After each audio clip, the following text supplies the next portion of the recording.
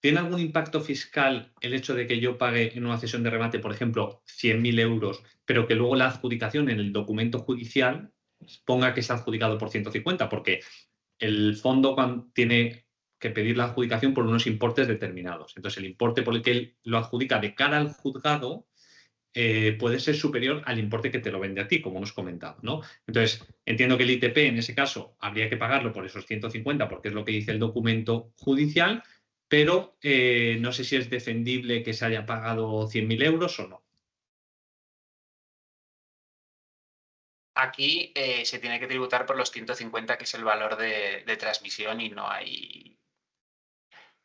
aunque tú lo inicialmente hubieras desembolsado, el acto en el que se produce la transmisión valora el bien en 150. En cualquier caso, volvemos a lo del caso anterior.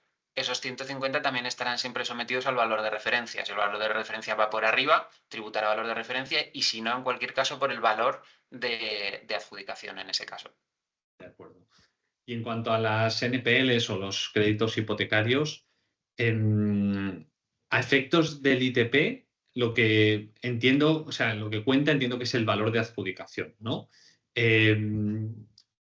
O sea, porque en las NPL sí que es bastante común que se compren muy por debajo del valor del inmueble y que incluso el valor del inmueble, de adjudicación del inmueble, sea muy elevado respecto al precio de mercado actual.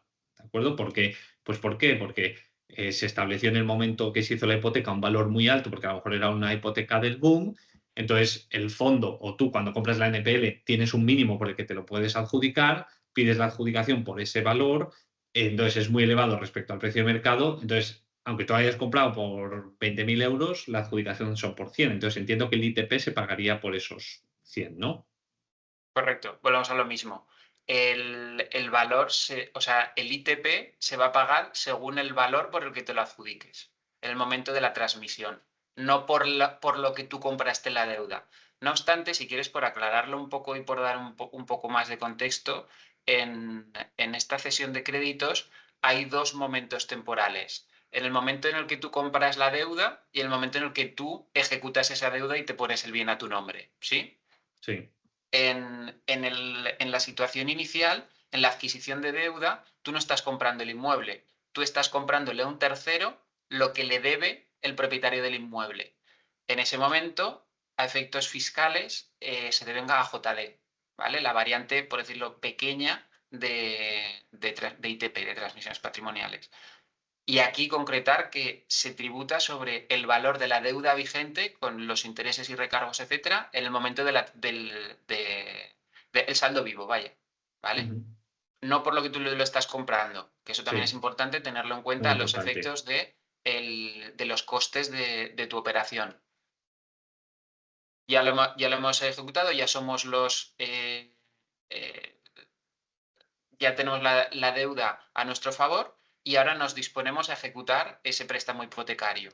Ahí se va a producir la dación en pago y ahí es donde vamos a volver a pagar ITP, y ahí sí que pagaremos respecto del valor del que se otorgue al inmueble en esa transmisión. Vale, en el documento judicial. Y también otra cuestión que no se suele tener en cuenta es la posible ganancia patrimonial o beneficio que tenga la operación. Es decir, porque, como te digo, hay muchos inmuebles en cesiones de crédito que se adjudican por encima del precio de mercado, porque la deuda era muy alta, el valor de tasación y demás. Entonces, nuevamente, si tú has comprado por 100 y el valor de adjudicación son 150, entiendo que en ese momento en el que tú te lo adjudicas, de cara, o sea, se genera una ganancia por la que tengas que tributar. Aunque, Correcto. vale, vale. Fiscalmente, cuando tú compras aquí se producen lo que la legislación fiscal denomina operaciones patrimoniales, ¿vale? Cuando tú adquieres la deuda por 100.000 euros, en tu patrimonio, de hecho, si tú haces declaración de patrimonio, aparecerá como un derecho sujeto a tributación, el derecho de crédito frente a un tercero valorado en 100.000.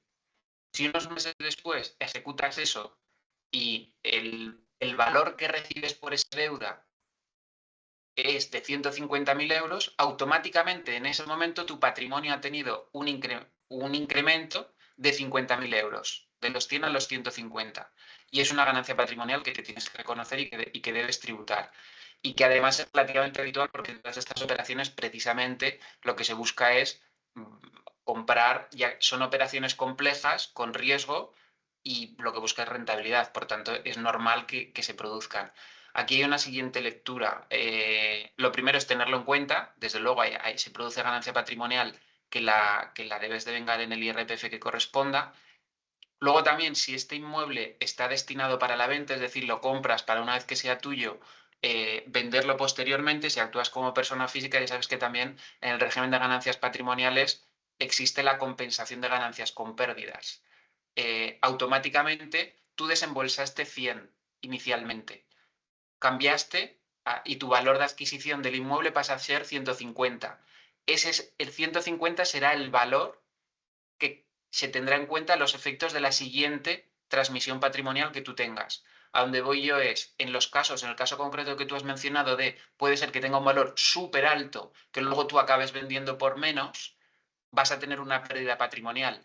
Si puedes ajustarlo para hacerlo en el mismo año, no vas a llegar a tributar porque se van a netear una con otra. Y si te salta de año, lo que tienes que tener en cuenta es que vas a adelantar la liquidez, vas a pagar, por tanto lo tienes que tener reconocido en tu plan de inversión, pero en la posterior se te reconocerá un crédito fiscal o una pérdida a compensar que tendrás 4 años con siguientes operaciones en los que cuando obtengas ganancias patrimoniales o transmisiones de inmuebles o cualquier otra transmisión, me da igual, fondos, acciones, criptomonedas, etcétera, lo podrás compensar. ¿Vale? Entonces ahí lleva un poco de planificación, uno de liquidez y después de fiscalidad final. Sí, totalmente, porque esto generalmente no o sea, muchos inversores no lo tienen en cuenta, sobre todo el adelanto del capital, porque a lo mejor luego lo recuperas, pero ese año en el impuesto, ya sea en el impuesto, en el IRPF o en el impuesto de sociedades, lo vas a tener que adelantar y luego podrás compensar en ejercicios posteriores, pero ya te has deshecho de esa liquidez. Hay otros casos que directamente es todo ganancia. Quiere decir, a lo mejor te entra todo en el mismo año, pero te reconoces la ganancia en el momento que te lo pones a tu nombre y aún lo sigues vendiendo más caro después, porque sigue habiendo margen. Esa operación también es muy habitual. ¿Vale? Pues ahí simplemente saber lo que vas a acabar pagando. ¿Vale? Sobre todo es importante el tema de la liquidez en los que hay que compensar ganancia con pérdida, porque ahí el posicionarla en un momento u en otro, en función de, pues eso, del momento del año en el que estés, que te interese presionar más para vender antes de final de año o con unas arras posponerlo a un año siguiente porque te interesa ejecutar la venta en el año siguiente, ahí es donde entra esa planificación fiscal y ese control de la liquidez para ajustar y optimizar las operaciones. Sí, esa opción que has dicho de ganancia en la adjudicación y luego ganancia un poco más en la venta es lo más normal, pero claro, pero que si pasas al siguiente año fiscal, pues adelantas el primer tramo de la ganancia y luego lo recuperarás cuando vendas. Por eso te digo que al final, teniendo toda la información del mapa puesta encima de la mesa, si se dan situaciones concretas, tienes las herramientas para tomar decisión de lo intento mover de año, lo muevo al siguiente para dividir y no tributar tanto, o me interesa cogerlo antes. Ya depende de la visión del inversor. Lo importante es tener la información. Perfecto. Luego entrando un poco, o sea, comentando también dudas que surgen, ya no específicamente en cada tipo de operación de estas, sino en todas estas operaciones, que al final no dejan de ser operaciones inmobiliarias, es si cuando un inversor acude a estas operaciones como persona física, ¿qué gastos se puede deducir? Es decir, por ejemplo, el IBI. En este tipo de operaciones inmobiliarias siempre se tiene que hacer cargo de las deudas del IBI, de la comunidad de propietarios, del antiguo propietario.